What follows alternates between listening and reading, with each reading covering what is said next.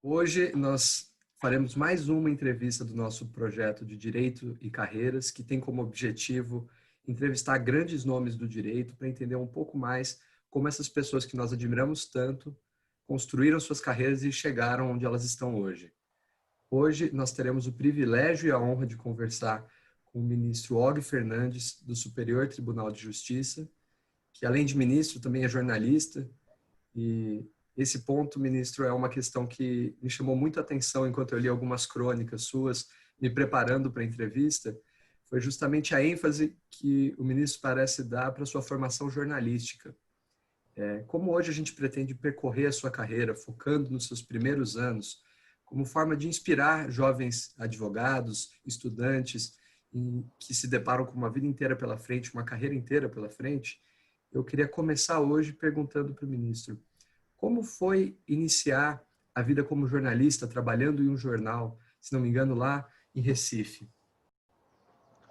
Bom, em primeiro lugar, eu quero parabenizá-los pelo projeto.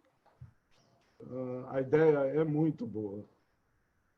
Eu os encorajo a levar essa ideia a todas as possibilidades que o grupo tiver.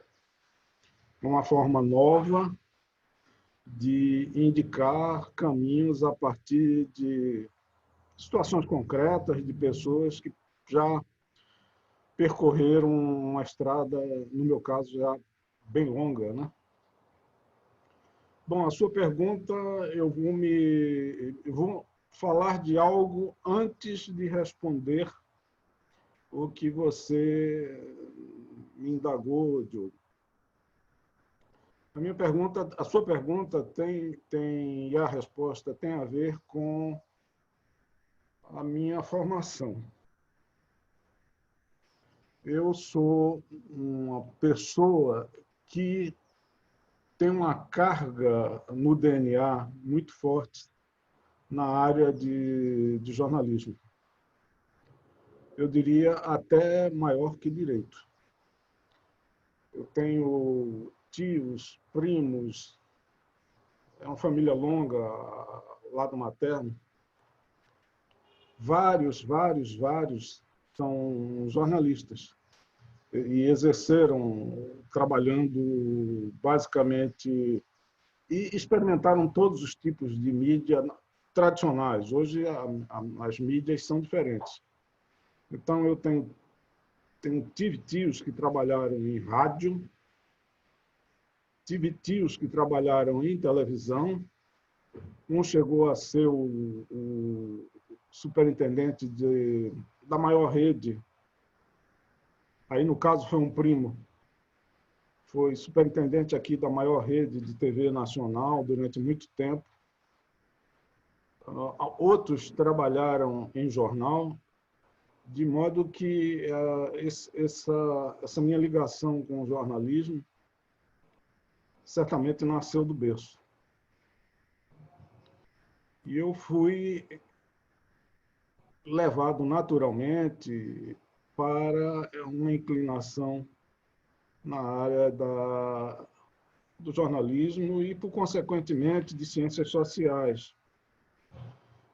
Eu nunca tive dúvida de que meu destino profissional estaria ligado a essas áreas.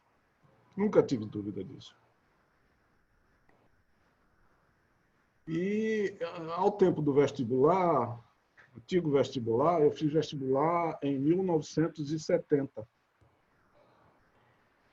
Acho que nem os pais de vocês eram nascidos nessa época. E naquela época, nós podíamos, não sei hoje como está, quer dizer, sei que tem Enem, tem outros métodos, mas no vestibular do meu tempo, você podia se inscrever em mais de uma faculdade com 2 ou 3 opções. Você se inscrevia para o vestibular do curso A e colocava 2 opções, B e C, cursos distintos, que você poderia duas condições. Ou você não tinha a pontuação para aquele primeiro vestibular A,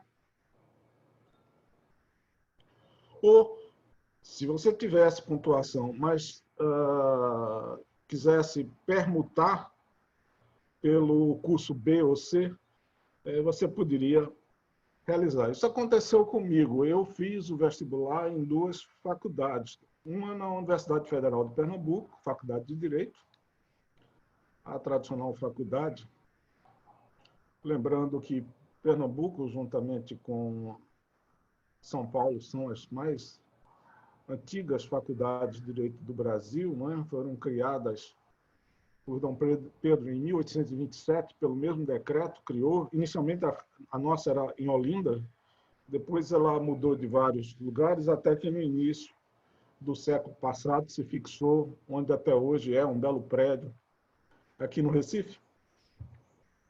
E fiz também vestibular na Universidade Católica de Pernambuco, colocando como primeira opção Direito, segunda opção Jornalismo e terceira opção História.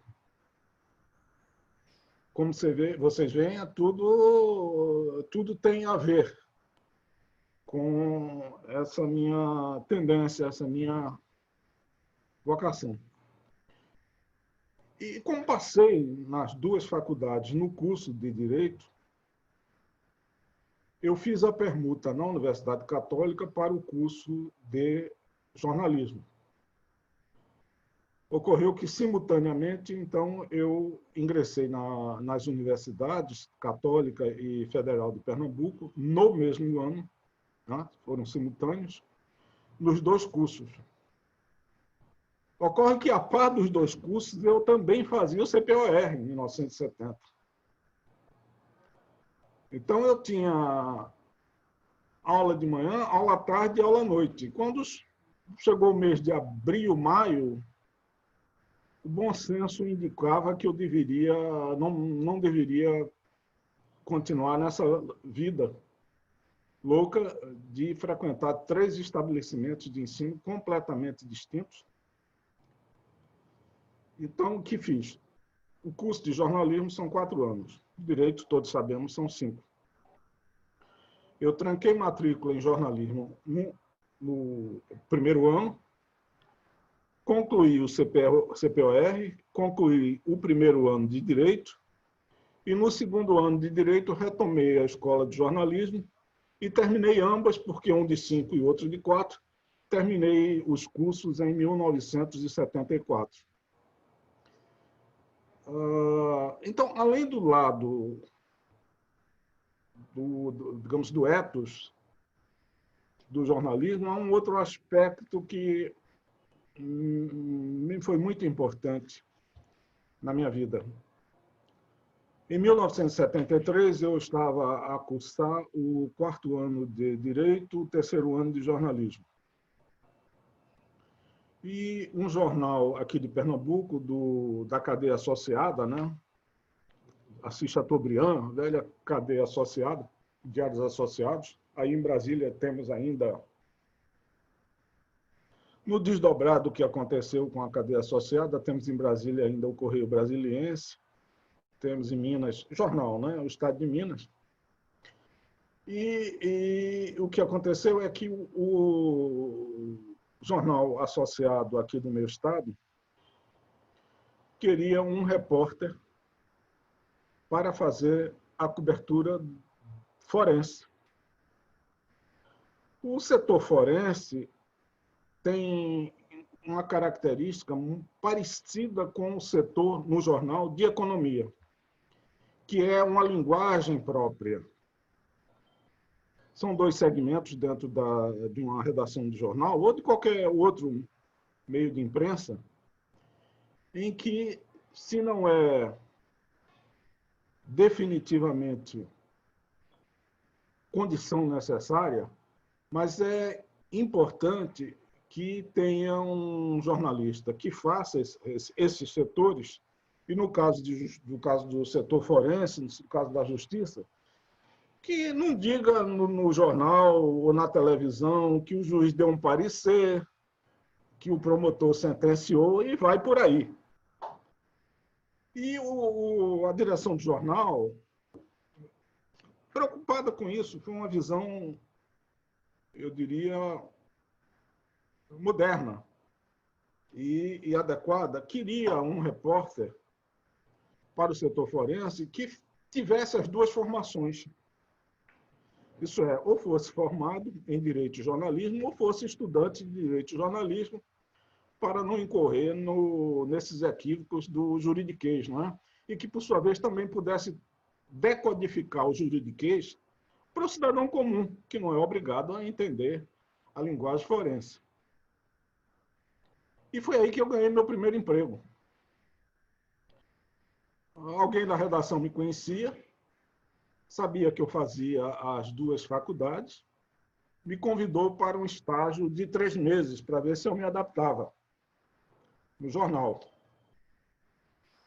Bom, esse estágio de 3 meses resultou numa relação de quase 9 anos, porque eu só saí da redação em 1981, quando ingressei na magistratura. E tem um dado interessante, porque quando eu fui nomeado juiz e saí do jornal, ia para o interior, eu fui me despedir dos diretores do jornal, e lembro que minha última frase foi a seguinte: olha, eu estou saindo porque vou ingressar na magistratura, tal. Agora, se eu não gostar desse negócio de ser magistrado, vocês me aceitam de volta? Na realidade, eu acho que a expressão foi: se eu não me der bem na magistratura, vocês me aceitam de volta? Ah, Acho que eles eles, estão me, esperando até agora. eles me tranquilizaram, disseram que aceitavam. E aí, é, e eu ingressei na magistratura aí. Parece que dei sorte. O fato é esse. E por que, tentando agora responder a sua pergunta, eu destaco tanto o jornalismo? Primeiro, porque ele está no meu sangue. A linguagem jornalística, para mim, é uma linguagem mais prazerosa. Digo isso sem nenhuma menoscabo à atividade que depois eu vou falar e porque gosto da magistratura. A linguagem jurídica é presa ao argumento técnico jurídico que não é da sua natureza você poder dar asas à sua imaginação, digamos assim. A linguagem jornalística é mais livre e abrange um universo que o direito não responde, ou não atende, porque não foi feito para esse universo da informação. Perfeito. O ministro, Agora, perdão, desculpa. não, Diego. Não, pode Eu perguntar. fiquei curioso na história, né, que a gente acabou de ouvir, que é muito peculiar, né? Dificilmente você encontra alguma figura do direito com esse histórico, né? Na nossa área, por exemplo, tributária, você vê profissionais que foram para auditoria, quase que para contabilidade, e depois vieram para o direito. Qualquer advogado que exerceu uma carreira longa de jornalista e foi para o direito, eu confesso que não conheço. Mas pelo que eu consegui captar, eu posso estar enganado, a inspiração familiar no começo era jornalismo, né? Teve um quê de influência familiar. Tinha algum advogado na família? Alguém que exercia a profissão do direito que o senhor Não. pudesse espelhar? O que aconteceu e aí vamos falar do direito, que corresponde digamos, o outro lado da minha realização profissional, é que o direito, e essencialmente a magistratura, requer e, ao mesmo tempo, lhe oferece condições para isso, algo que, pela minha personalidade, digamos assim, foi essencial. Chama-se independência. Independência no sentido intelectual. Quem manda em mim está aqui. É a minha consciência. É a minha formação. É a minha maneira de ver o justo e o injusto, passando naturalmente pela lei. Eu, às vezes, em palestra, em conversas com estudantes, eu uso sempre um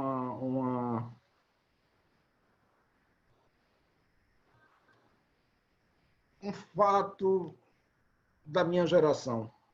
Eu fui um jovem, eu cheguei na adolescência nos anos 1960.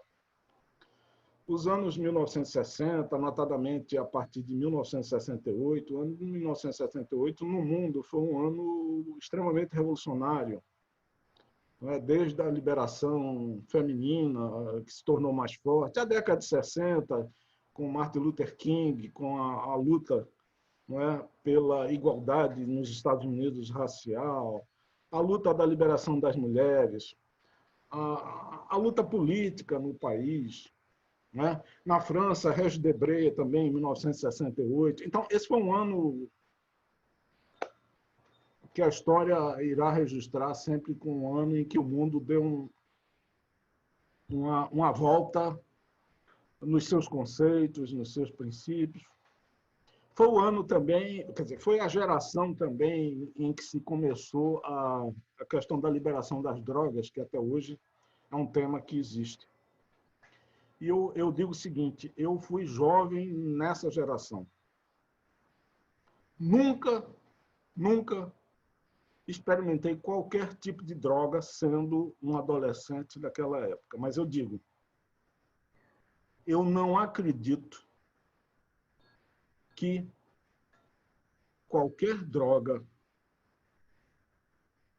consiga introjetar em alguém o barato, né, a expressão, o bem-estar, a sensação de euforia que acomete a um juiz quando ele torna o injusto justo, quando ele faz essa compensação. Né? Quando você vê pessoas que lhe procuram com um grande drama, às vezes a história da sua vida, e você consegue, pela sua atuação, pela atuação do Estado através da sua mão, da sua consciência, do seu saber, e fundamentalmente da sua independência, porque ninguém pega na sua caneta, é você que pega na sua caneta, é você que digita o seu computador, e você consegue trazer harmonia. Então, a possibilidade de trazer essa harmonia, de fazer a compensação entre aquilo que é, às vezes, extremamente doloroso. O judiciário tem uma possibilidade quase que divina, que é a possibilidade de soltar, prender, separar casais, separar pais de filhos, apreender bens. É muito poder. É muito poder. E esse poder, nós somos, digamos, os intermediários. É preciso ter consciência disso. Não se pode entender esse poder como sinônimo de vaidade e de arrogância. Pelo contrário, eu penso nesse poder como um exercício de autocontenção, para não exagerar, e também como uma possibilidade quase divina que você tem de alterar os estados sociais de uma forma assertiva. E fazer bonita isso. a narração. Muito bonita a história, ministro. Até emociona a gente que é jovem ouvir isso de um ministro da principal corte de justiça, né, aqui no país. Mas eu diria o seguinte: se eu pudesse resumir essa história em uma frase, eu diria que o senhor sempre olhou para a independência, num primeiro momento como jornalista, para descrever o drama social e aqueles problemas que o jornal exigia fosse feito por alguém com conhecimento técnico, mas que traduzisse para a população em geral de uma forma mais digerível. E num segundo momento a independência, que não para narrar a história, mas para dar um desfecho para a história, ou para construir a história, melhor dizendo. Então é muito interessante essa ligação. Para entrar na vida das pessoas e poder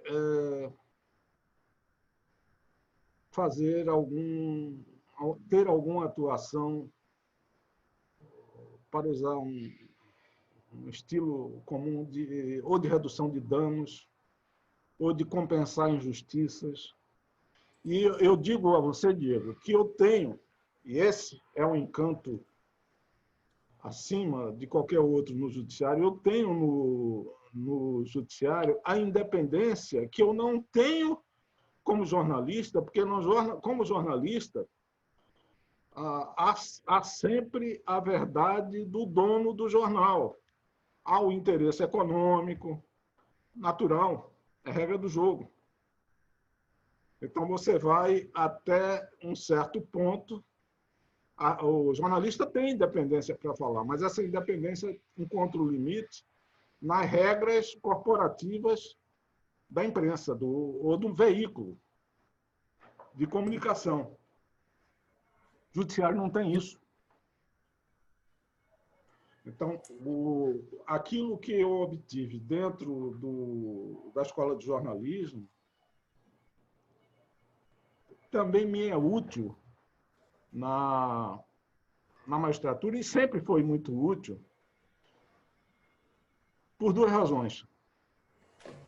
A primeira, porque eu pude ver o judiciário sem, desculpe-me se a expressão não está correta, mas sem os vícios que acometem, às vezes, pessoas que entram, um jovem recém-formado em Direito, que é brilhante, se forma e resolve fazer a carreira, e hoje, após 3 anos, faz o concurso e não teve uma experiência do outro lado.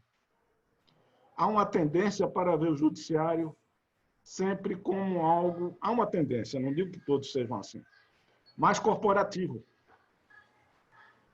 E como eu vi o judiciário de um ponto de vista crítico, eu pude perceber a grandeza e também as vicissitudes do judiciário com um olhar de fora. Isso me foi muito útil, inclusive nesse aspecto da autocontenção. Percebe? Eu achei muito interessante essa sua história essa sua consciência, na verdade, né, do poder que o judiciário tem. E eu achei interessante porque quando eu entrei na faculdade de Direito, eu queria ser juíza, né? A primeira intenção era isso. E eu queria ser juíza porque justamente eu falava, caramba, eu vou poder decidir as coisas melhores para as pessoas, vai cair casos concretos na minha mão, vou poder influenciar a sociedade. Então, essa consciência muito me tocou. E a minha pergunta é a seguinte, essa consciência, geralmente, isso é a minha opinião pessoal, né? Das vezes que eu adquiri alguma consciência sobre um tema, não foi automático. Eu, Verônica, falando.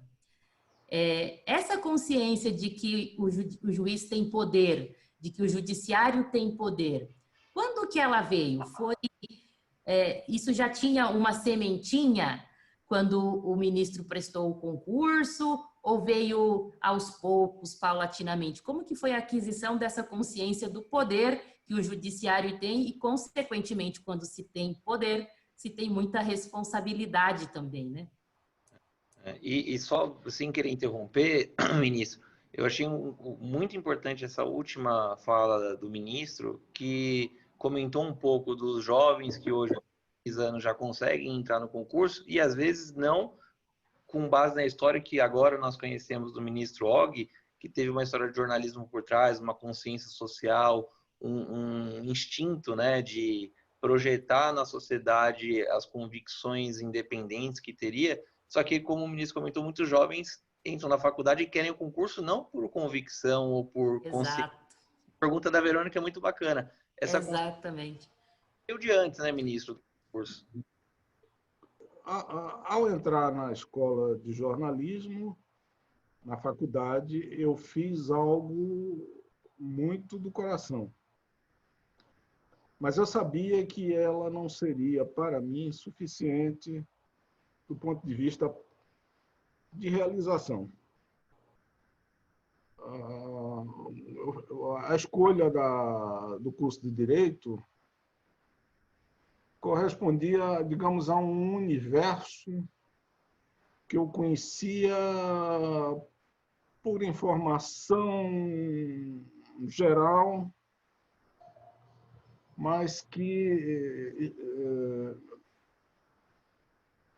digamos, num primeiro momento atendia a uma possibilidade de uma profissão mais efetiva.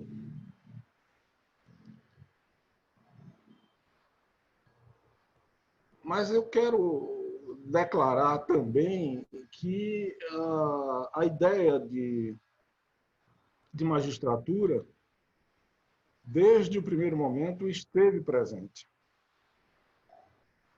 Não foi algo...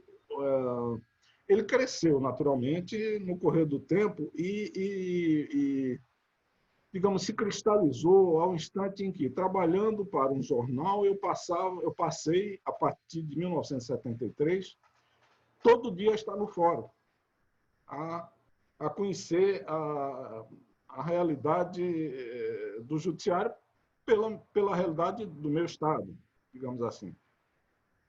E vejam como eu dei sorte.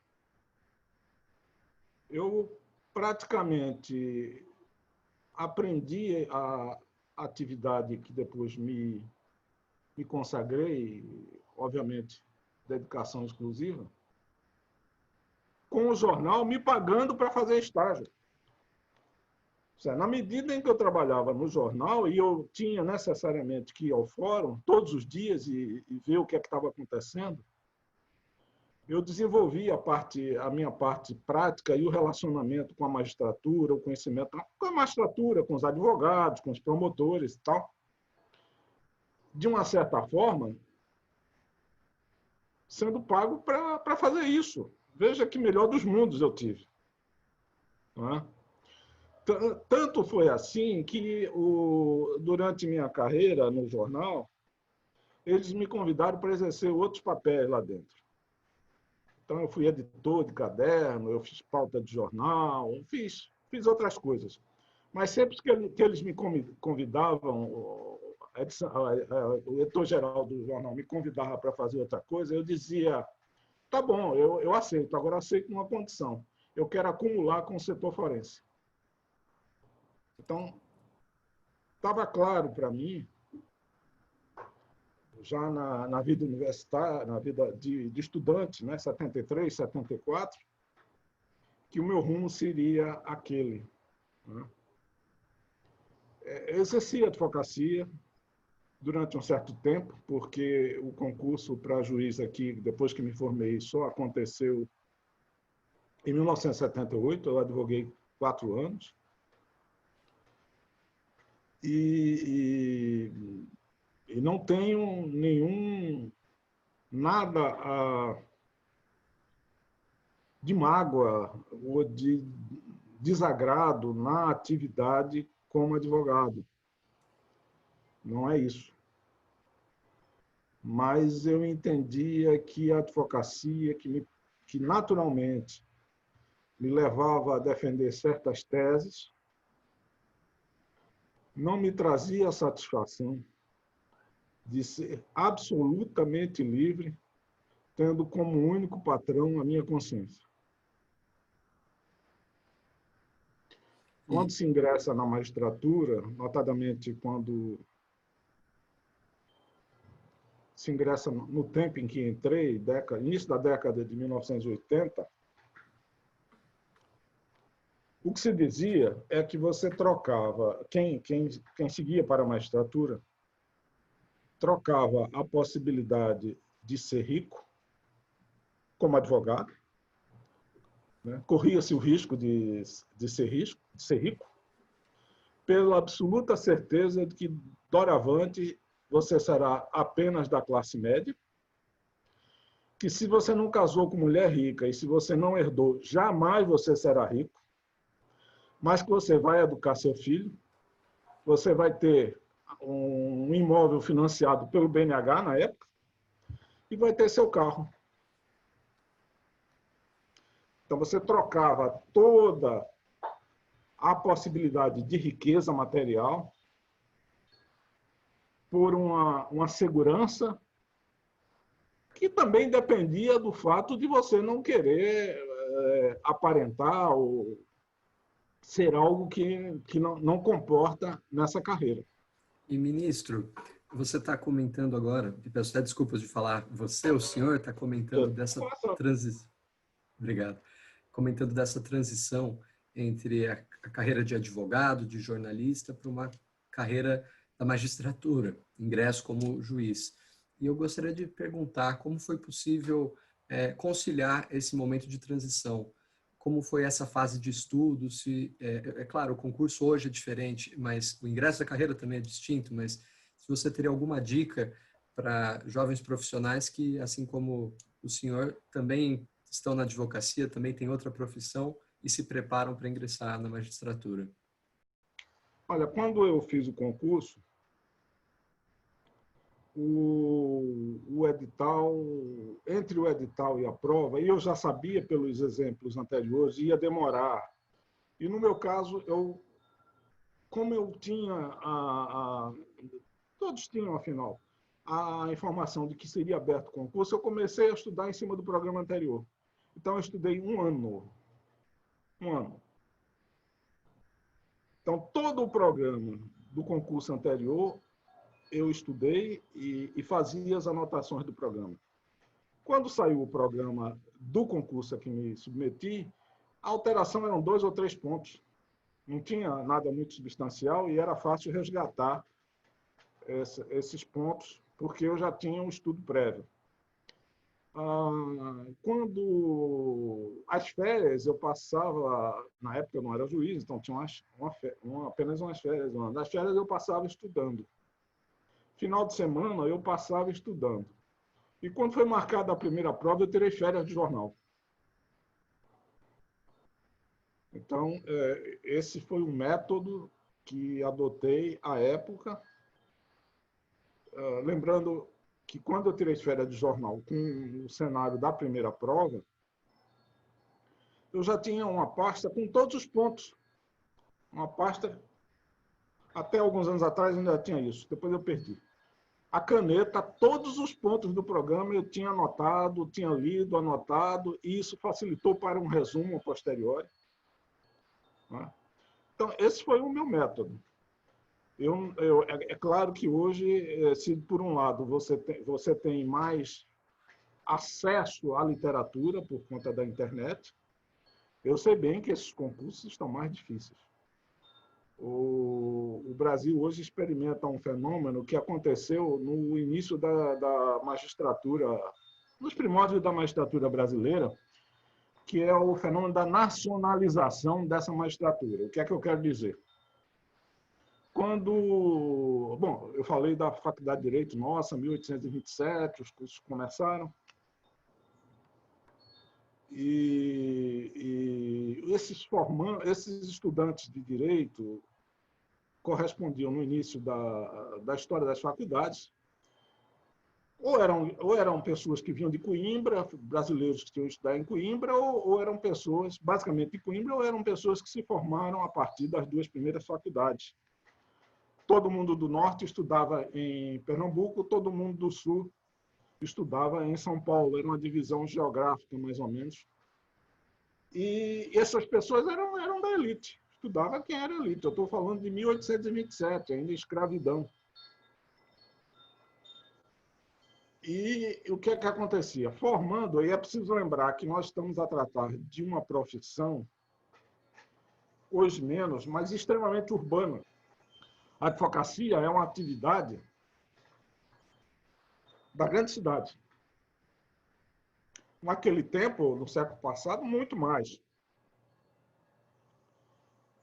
E a elite brasileira os filhos da elite brasileira, era a elite da cana-de-açúcar, era a elite do café, era a elite do algodão.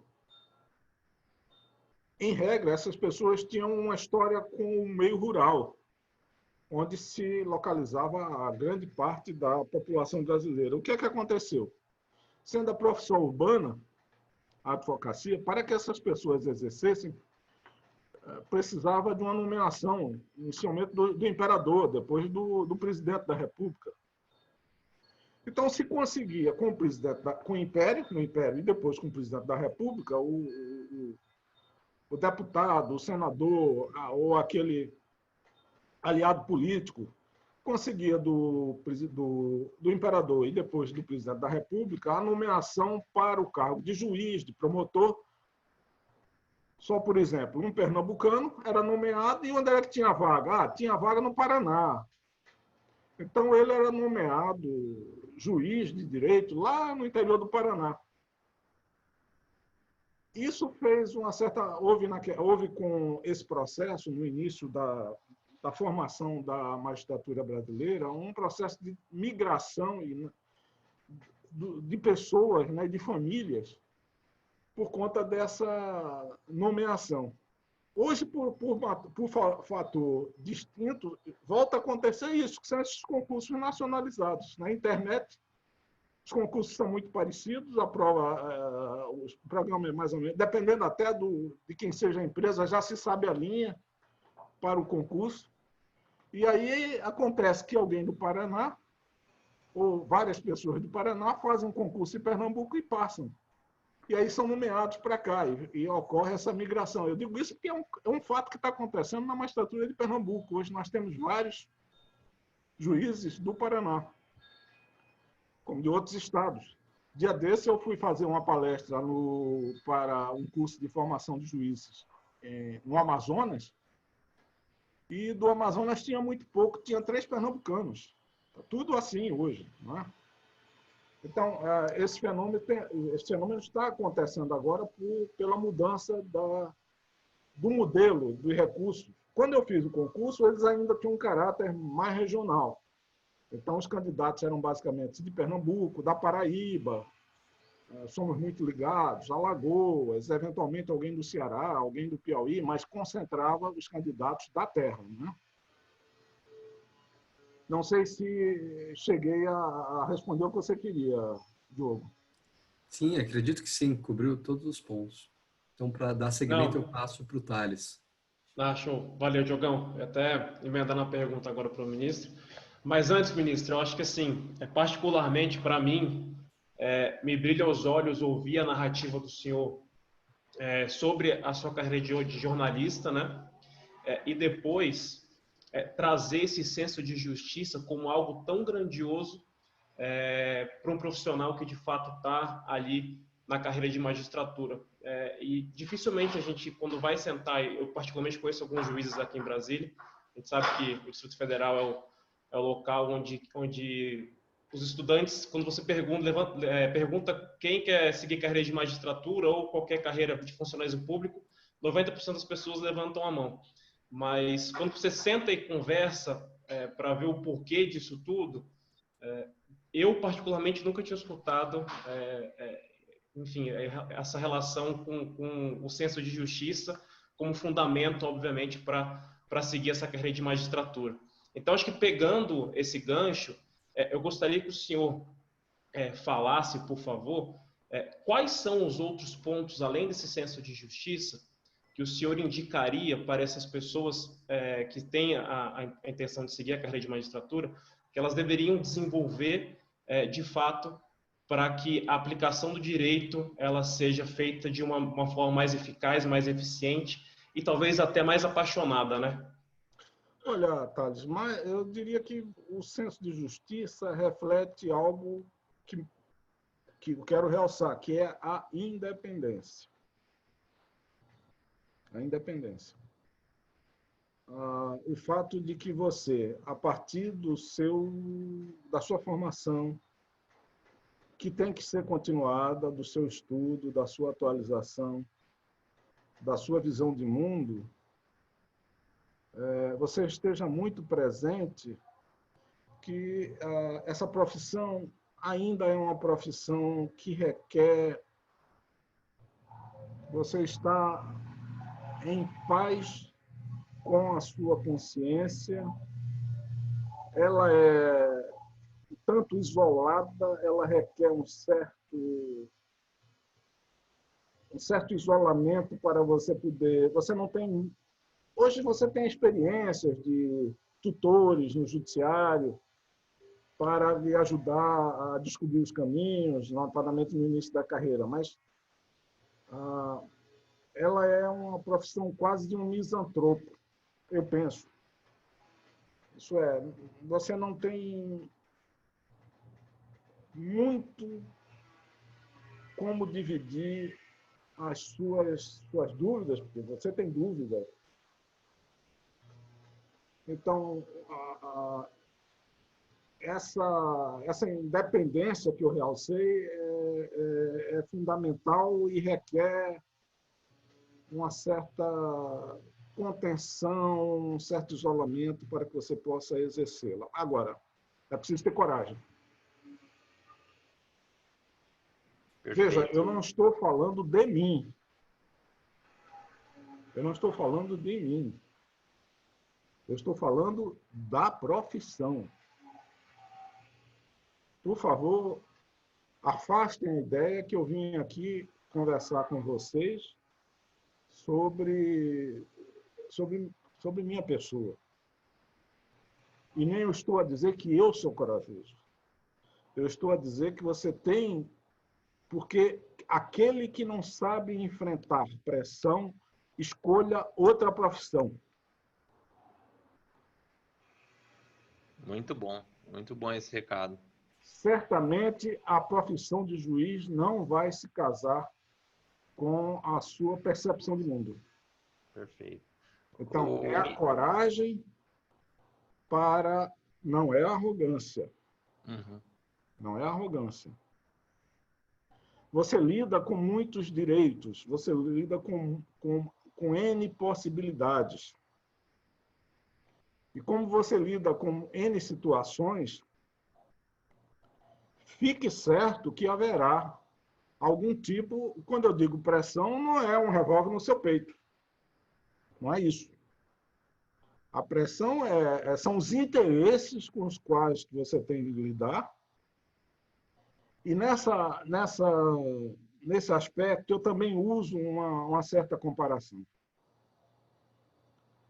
Quando eu vejo alguém falar de uma situação em que, eventualmente, eu possa não concordar e eu vejo que aquilo ali é uma súplica para decidir de uma forma que talvez eu não ache que seja adequada, eu lembro isso. Eu digo, olha, eu gostaria muito de ser médico. Eu gostaria muito de ser engenheiro. Eu gostaria muito de ser arquiteto. Porque se eu fosse arquiteto, eu faria para você uma planta, uma decoração de uma casa. Se eu fosse engenheiro, eu faria uma planta com todos os detalhes dessa casa e não lhe cobraria nada, faria por amizade. Se eu fosse médico, eu até conseguiria as amostras grátis da medicação e ficaria muito feliz com isso, de poder lhe atender, não cobrar por isso e ainda lhe acompanhar e lhe dar o remédio. Mas eu sou juiz. E quando eu sou juiz, eu tenho que entender que eu não falo por mim. Eu falo pelo Estado. Então, das duas, uma. Ou eu me averbo de suspeito, ou é caso de impedimento, pela relação de amizade, em face da qual eu não posso julgar, amizade ou aqueles casos de impedimento, suspeição. Ou eu sou juiz. E aí eu tenho que julgar igual. Porque do jeito que eu julgo para você, eu tenho que julgar para B, para C, para D, para E. Então, essa resistência, talvez mais do que coragem, essa resistência à pressão é uma característica necessária ao exercício da magistratura. Um outro aspecto que eu acho importante para o juiz é a previsibilidade. Veja, a nossa profissão é uma profissão de muito risco, porque nós não podemos, nós podemos até conciliar situações, mas nós não podemos empatar uma causa.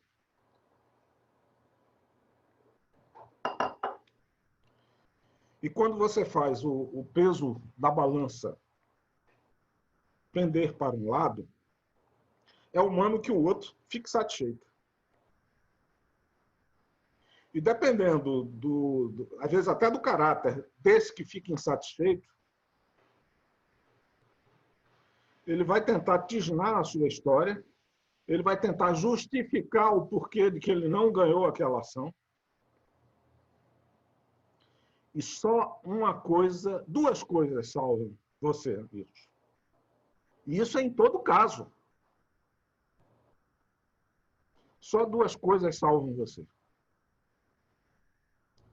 A sua história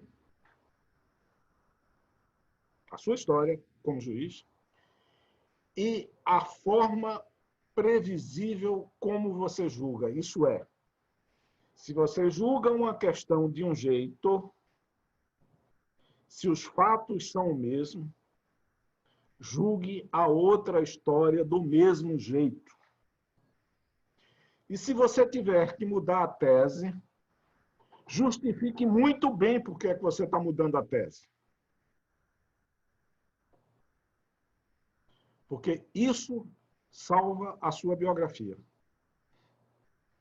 Então, essa é uma outra característica que eu acho extremamente importante. Não tem nenhum problema, absolutamente nenhum problema, de que o seu jurisdicionado saiba como você se comporta como juiz. Nenhum.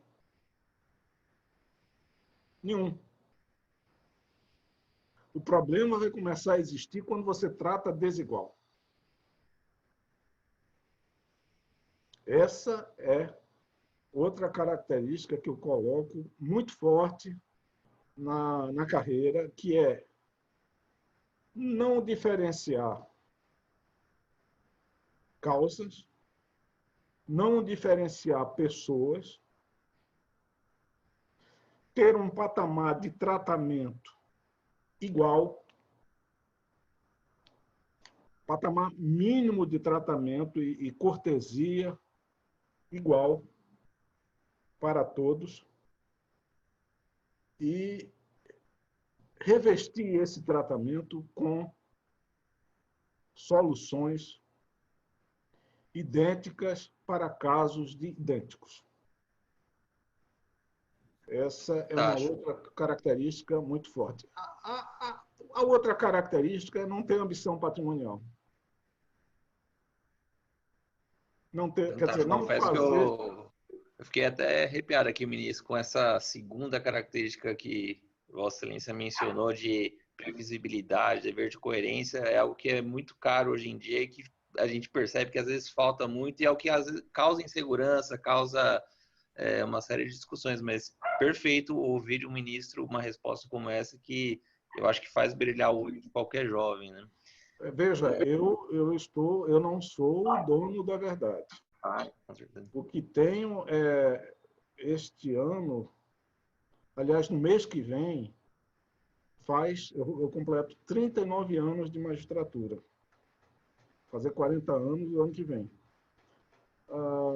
Então, é o que eu estou resgatando como características e aspectos importantes para os que vocês estão me indagando. Eu não quero dizer que todo mundo deve pensar do mesmo jeito. Tá? Perfeito. Falando pela minha Desculpa. vivência, pela minha experiência e pelo que eu aprendi na vida.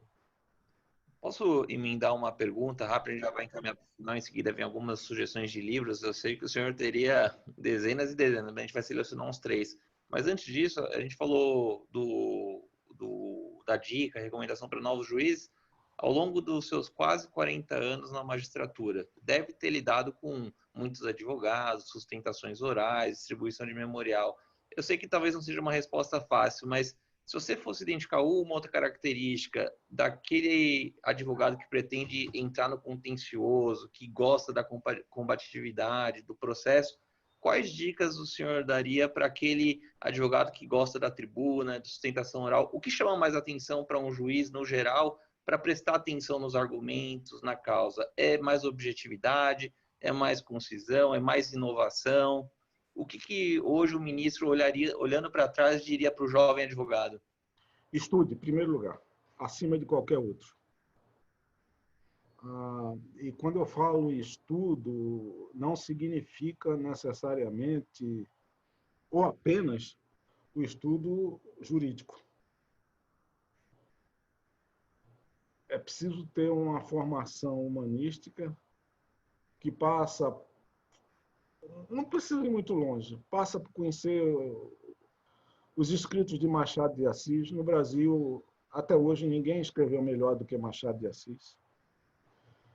Principalmente na chamada fase realista. Ele tem, no início da carreira de Machado, ele tem uma fase romântica que é meio edulcorada, não me agrada muito.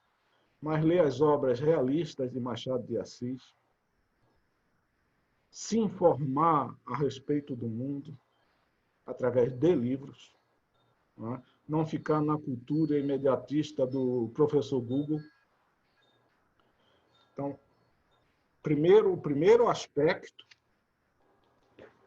que, para mim, é importante no advogado, no profissional do direito, é perceber que ele tem cultura. Cultura não se improvisa, é obra dos tempos. Então, não para de ler, não para de ler, não para de ler. Essa é a primeira observação que faço. A segunda, e isso aí, voltando à minha formação e à minha escola de jornalismo, que para mim é tão importante quanto o direito, porque foi lá que eu aprendi isso que eu vou falar, objetividade. O jornalismo permite, no seu exercício, a depuração da objetividade. Então, você não pode fazer uma sustentação oral que seja um infinito, aquele 8 deitado, aquele símbolo. Você começa, vai e volta, e volta, e vem, e vai e volta, que demonstra... E aí é um exercício, né? O exercício da objetividade. Então, se você vai fazer uma sustentação oral, saiba sobre o que você vai falar. Alinhe essa sua sustentação dentro de instrumentos objetivos, traçando para o julgador os aspectos relevantes da sua tese, não é? E aí de todos, não é do advogado, uma certa, eu diria, educação mesmo, né? Uma forma de lidar com o público de forma educada, de forma liana, não é? Como também se exige de nós isso. Eu exijo de mim isso. No meu caso, o que me mais magoa, ou que eventualmente me chateia mesmo, quando eu vejo um advogado, é quando eu percebo nele a tentativa do engodo. Percebe? Quando ele quer dourar uma pílula que muito claramente não pode ser dourada. Como se dissesse, olha, eu sou mais sabido do que todo mundo.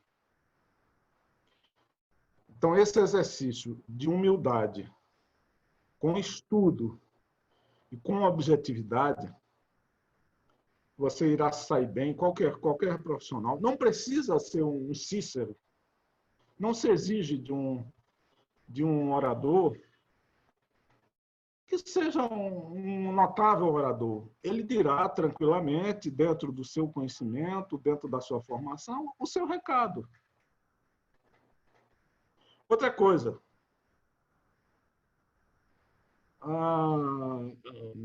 Isso serve tanto para a escrita quanto para a sustentação oral.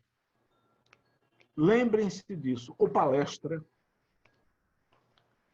você não vai repetir nunca 2 palestras iguais, ou 2 sustentações orais iguais. Sejam ruins, sejam muito boas.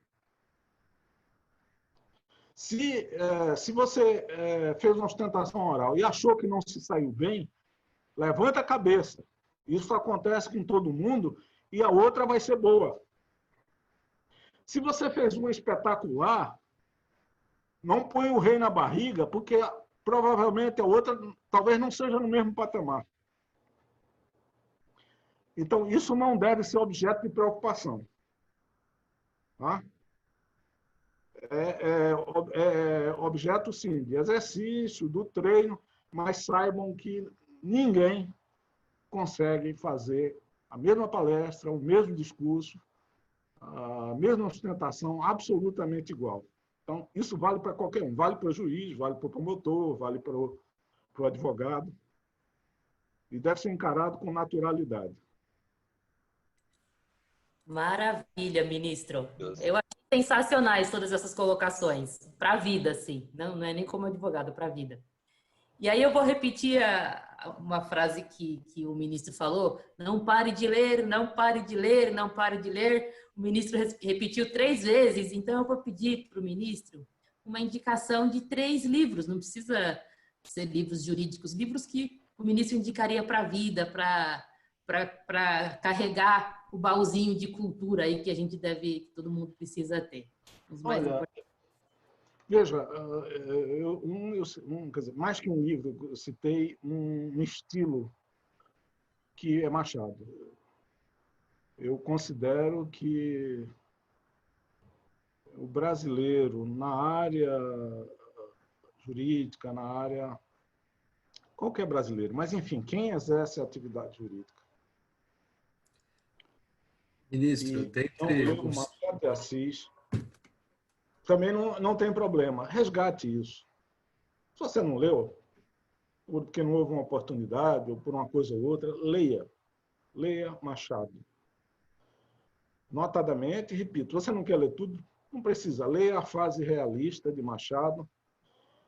Tem um trabalho, tem obras de Machado também de crônicas, que nunca se fala muito das crônicas, mas é importante porque ele adota o mesmo estilo irônico, aquela ironia refinada, e acho que vale a pena. Eu aconselharia primeiro ler Machado, ler as crônicas e a fase realista. E, Memórias ministro, Póstumas, Brás Cubas, por exemplo.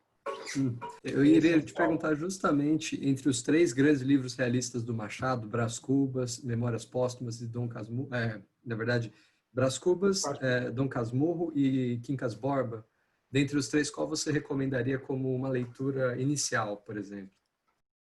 Não tem assim uma indicação de uma leitura especial. Eu aconselharia que lesse os 3.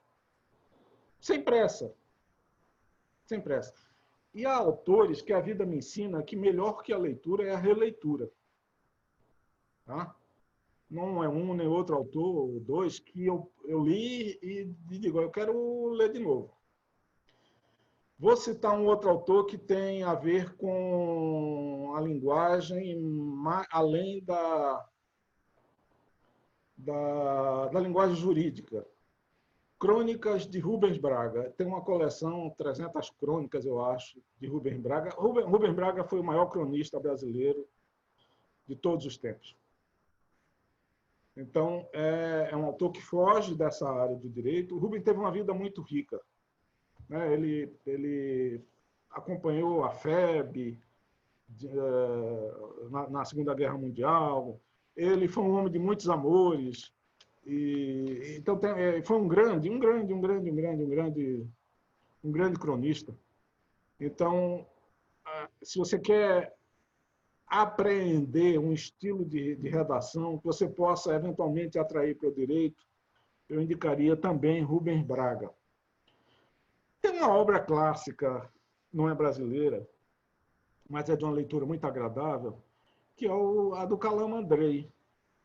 Nós, os juízes vistos por nós, advogados. É um trabalho muito interessante. O Calamandrei escreveu isso em homenagem, na realidade, não era necessariamente aos juízes. Foi um trabalho que ele fez em homenagem aos procuradores. Vocês sabem, na Europa, muitos países chamam a magistratura judicial e magistratura do Ministério Público. Na realidade, o foco maior dele foi uma homenagem aos promotores, os integrantes do Ministério Público, que foram mortos em face do fascismo. Mas é uma obra de ensinamentos notáveis até hoje. Então, eu aconselharia, aí já algo que tem a ver com a nossa atividade, eu aconselharia assim como algo de resgate de informações básicas sobre o direito, sobre as personagens do direito no mundo. Eu aconselho uma leitura ou releitura do Calamandrei. Tem duas obras que eu vou citar, são pequenas, e vocês vão dizer, meu Deus, o que é que tem isso a ver com direito? Freud. 2 ensaios de Freud que vocês compram em livro de bolso. Freud foi um personagem, um dos mais importantes personagens do final do século XIX e do século XX. Ele morreu um pouco antes da Segunda Guerra Mundial. Ele não era alemão, mas viveu... Ele morreu um pouco antes, como disse, da Segunda Guerra Mundial. Era de ascendência judia, mas ele não era judeu. Porém, como tinha ascendência judia, ele, vivendo no mundo... Depois ele saiu para os Estados Unidos, claro. Mas ele viveu os alvores da Segunda Guerra Mundial e o movimento nazifascismo, o nazismo. Lembrei o nome de um, Mal-Estar na Cultura. Esse é um. E aí, você lendo o Mal-Estar na Cultura, faz menção ao outro livro. São 2 ensaios, um faz uma menção ao outro, um é a continuação do outro. Pode ser que eu me lembre o nome do outro. Ele faz, nesses 2 trabalhos, eu não estou indicando a vocês lerem as obras completas de Freud, nem livros mais aprofundados dele, Totem e Tabu e outros. Eu estou indicando a vocês 2 ensaios, porque eles dão uma visão do mundo. E até, vou dar um exemplo para vocês. A melhor explicação para o princípio da igualdade, para mim, não foi jurista quem deu, foi Freud. E, em resumo, ele diz que a igualdade nasceu o princípio da igualdade, o sentimento de igualdade, é um fenômeno psicológico herdado a partir, inicialmente, daquele que é filho único, e, de repente, vê o seu reino como filho único sendo vulnerado por um outro herdeiro, um irmão. Num primeiro momento, vou fazer um resumo para vocês entenderem como é importante a percepção do mundo para quem faz direito. E ele diz, num primeiro momento, o que ele quer é matar esse concorrente dele que chega. mas ele não consegue apoio dos pais para realizar esse desiderato. Então, chega um momento em que ele verifica que tem que se unir a esse irmão mais novo, ter uma certa cumplicidade. Porém,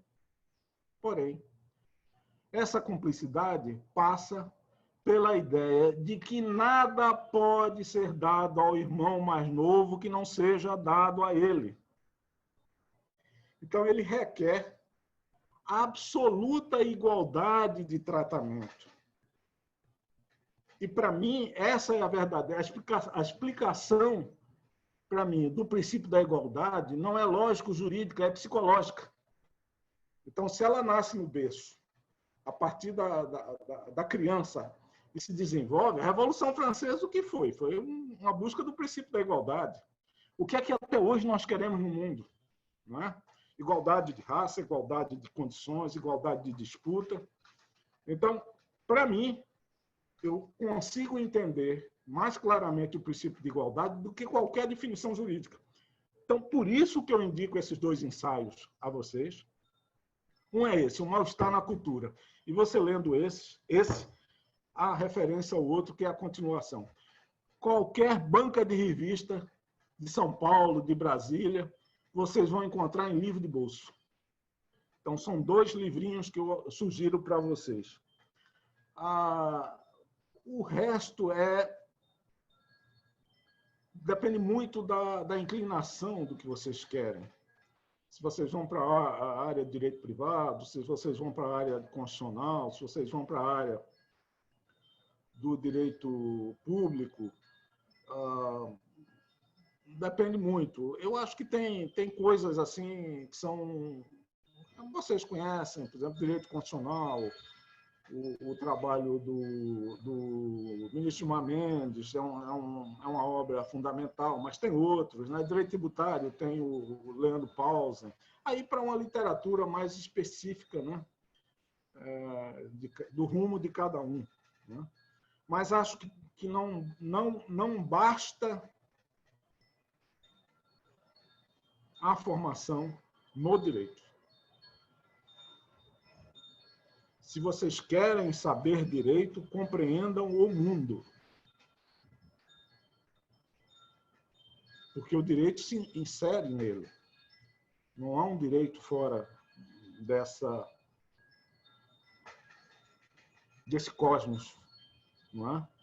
Então, indiquei alguns, eu podia indicar outros, né?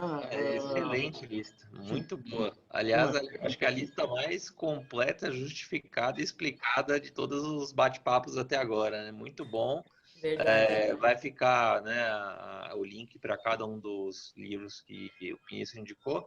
E para a gente encerrar, primeiro agradecer novamente a generosidade de participar do nosso bate-papo.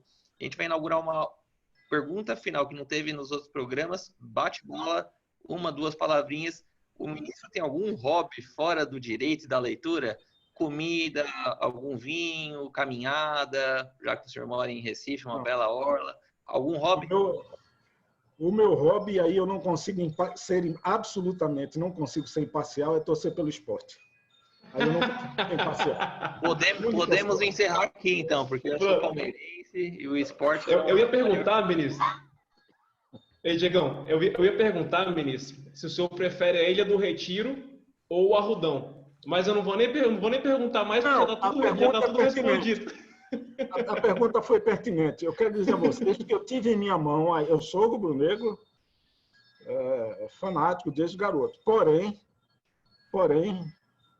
é a questão do respeito. Eu acho que a grandeza de um time só se estabelece na medida em que você tenha outros que sirvam como parâmetro e sirvam para você como disputar. E eu já tive na minha mão, aí no STJ, o leilão do campo do Santa Cruz, o campo do Arruda. O leilão pedido pela Fazenda Nacional. E eu paralisei, porque havia uma possibilidade de negociação. Então, eu sou rubro-negro doente, mas quero dizer a vocês que em épocas anteriores, quando os times de Pernambuco, o Náutico e o Santa Cruz disputavam torneios nacionais, eu ia a campo a prestigiar tanto Santa Cruz quanto o Náutico. Fui muitas e muitas vezes. Isso não me tirou o desejo, a vontade de torcer pelo esporte e realmente é o meu hábito. Eu não tenho outro. Deixa eu só contar uma última história para encerrar essa conversa com vocês. Tem tempo? Tem, claro, fica à vontade.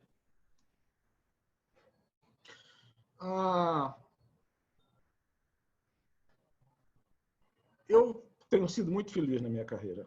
Muito feliz. Muito feliz. Eu não tenho nada de excepcional. E não estou dizendo isso por falsa humildade, mas por reconhecimento que há excelentes profissionais que podiam estar onde eu estou. E eu estou por um momento de sorte e tal. Pelo menos no STJ. A carreira, não. A carreira foi a carreira e tal. Mas eu entrei na magistratura em 81, com essa história que contei para vocês, que vinha da experiência do jornal, com uma advocacia, fui assessor jurídico do sistema penitenciário, trabalhei para réu preso, pobre. E em 81 eu ingressei. Em 2008 eu estava na presidência do Tribunal de Justiça de Pernambuco e fui indicado, né, inicialmente numa lista pelo STJ para participar de uma lista, vaga de ministro para desembargadores estaduais, e o presidente me indicou.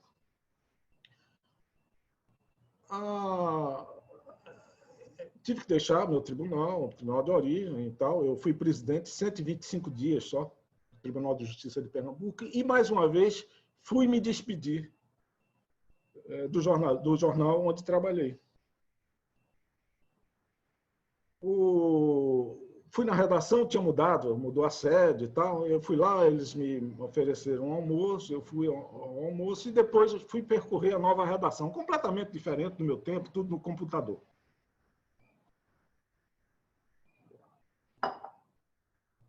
Na redação, um jovem jornalista chegou, que eu não conhecia, chegou perto de mim e disse... Eu era desembargador, né, ainda, não tinha... Desembargador, eu vou fazer o curso de Direito. Eu disse, vai. Muito bem, jornalista, fazer o curso de Direito, são profissões, são atividades muito afins, um complementa o outro, e é verdade.